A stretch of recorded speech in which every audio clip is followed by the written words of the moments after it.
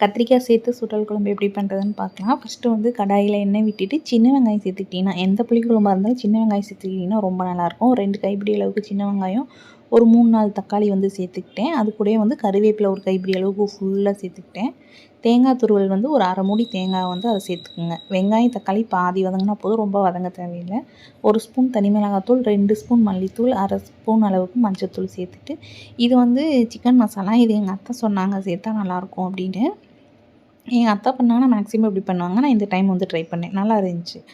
சுண்டல் வைக்கிறதுக்கு தண்ணி ஊற்றி ஊற வச்ச சுண்டல் வந்து தண்ணி ஊற்றிட்டு உப்பு போட்டு மீடியம் ஃப்ளேமில் ஒரு விசிலும் சிம்மில் 2, 3 விசில் வச்சிங்கன்னா சூப்பராக வெந்துடும். இப்போ நம்ம ஆற வச்சுருக்கிற மசாலாவை நல்லா பேஸ்ட்டாக அரைச்சி எடுத்துக்கலாம். ரொம்ப குறன்னு அரைக்காமல் நல்லா பேஸ்ட்டாக அரைச்சிங்கன்னா சூப்பராக இருக்கும். இந்த மாதிரி பேஸ்ட்டாக அரைச்சி எடுத்துகிட்டு ஒரு பாத்திரத்தில் மாற்றிக்கோங்க. நீங்கள் இதே இதில் வந்து பாகக்காய் குழம்பு பண்ணலாம். அதுக்கு எப்படின்னா, பாகக்காய் நல்லா வதக்கிட்டு அதில் புளியை கரைச்சி ஊற்றிட்டு அதுக்கு நல்லா கொதிச்சதுக்கப்புறம் நீங்கள் மசாலா அரைச்சதை ஊற்றிக்கலாம். இதிலே வந்து நான் மசாலாலே வந்து புளியை கரைச்சி ஊற்றிக்கிட்டேன், சுண்டல் கத்திரிக்காய் சேர்த்து பண்ணுறதுனால. பாகக்காய் வந்து கசப்பு கொஞ்சம் குறையுங்கிறக்காக அப்படி புளியில் கொஞ்சம் நேரம் கொதிக்க வைப்பாங்க. இப்போ மண்சட்டியில் எண்ணெய் விட்டுட்டு கடுகு, ஜீரகம், வெந்தயம்லாம் சேர்த்து நல்லா பொரிஞ்சதுக்கப்புறம் 2 கட் பண்ணி வச்சுருக்கிற கத்திரிக்காய் வந்து சேர்த்துக்கிறேன்.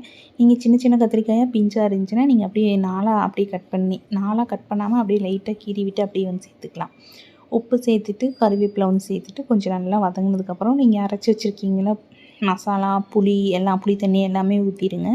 புளிப்பெல்லாம் செக் பண்ணிவிட்டு உப்பு செக் பண்ணிவிட்டு நல்லா கொதிக்கட்டும். கொதித்து கத்திரிக்காய் வந்து கொஞ்சம் லைட்டாக எண்ணெய் தெளிஞ்சு வர்றப்போ வந்து நீங்கள் ஆல்ரெடி வேக வச்சுருக்கிறீங்கள சுண்டல், அதை வந்து சேர்த்துக்கலாம்.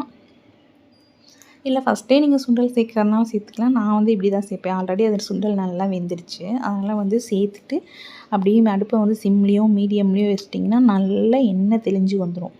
இது வந்து நீங்கள் நல்லெண்ணெய் ஊற்றி தாளிச்சிங்கனாலும் நல்லாயிருக்கும், தேங்காய் ஊற்றி தாளிச்சிங்கனாலும் நல்லாயிருக்கும். தேங்காய் எண்ணெய் மேக்ஸிமம் வந்து எல்லா புளிக்குழம்புக்கும் சூப்பராக இருக்கும்.